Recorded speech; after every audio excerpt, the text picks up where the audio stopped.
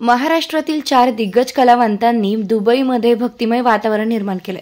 दुबईमधील ग्लेनडल international स्कूलमध्ये गेल्या अनेक वर्षे श्री साई भजन मंडळ शाहजहां दुबई अध्यक्ष विठोबा अहिरे काका यांच्या नेतृत्वाखाली वारकरी संप्रदाय भजन मंडळ स्थापन केले आहे। सर्व भारतीय महाराष्ट्रीयन एकत्र येऊन कीर्तन उत्सव मोठ्या थाटामाटात साजरा करतात।